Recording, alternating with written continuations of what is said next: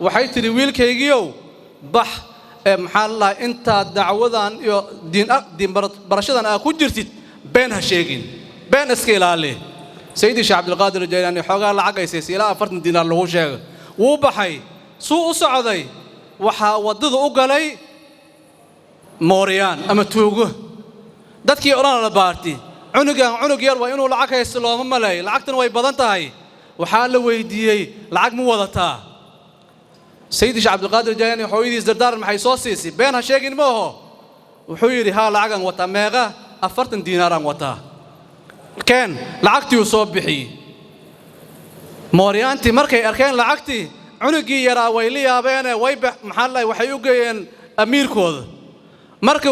wuxuu weydiiyay cunugow adina lacag haysti lagu malay waana yar tahay been hadaa sheegtid waa naga fakan lahayd maxaa lacagtan maxaa la isaga sheegtay oo inaan ku dhacayno soo moogid waan ogahay yiri laakiin hooyaday ayaa dardaaran waxay soo siisay wiilkaygu been ha sheegin marka hooyaday balanteeda ayaan ilaalinaa ninkii mooriyaanta kaabahooda ahaa wuxuu yiri cunugan yar wuxuu ilaalinayaa dardaarankii hooyadiis ee balantii hooyadiis anagana waxaan burinay balantii ilaahay rabbus samaawaat malikul muluk balantiisaan ka baxnay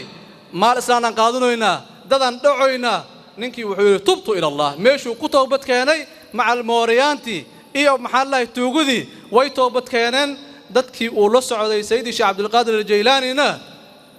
maxallahi saasay ku badbaadeen tuugudina sabab waxa u noqotay inay toobad keenaan dhaqankii wanaagsanaa ee Sayyid Sheikh Abdul Qadir Jilani marka Sheikh Abdul Qadir Jilani yaraantiisii weynaantiisa saas u ahaa maalin maalmaha kamid ah nin xirowgiisa oo muriidkiisa u yimid wuxuu Sheikh Abdul Qadir Jilani culimada qaar waxay sheegtaan karaamaad badan waxaan sameeynay waxaan way ay dhahan adi karaamo maxaa lahaay oo khawaariq caada ma kugu arkooye maxaa dhacay yiri Sayyid Sheikh Abdul Qadir Jilani wuxuu weydiiyay waligayga masaajidka shan salaadood jamaacada ma iga weysay maya Sayyidi waligayga anoo meel xumaata fadhi mi aragtay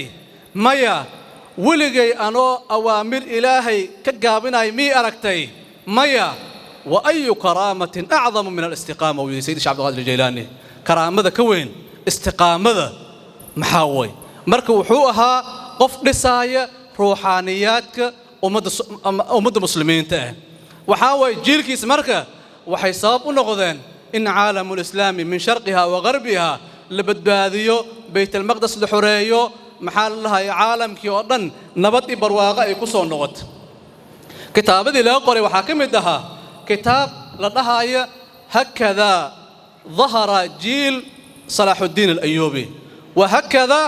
عادت بيت المقدس محل لهاي مركز شيخ عبد القادر الجيلاني وحوها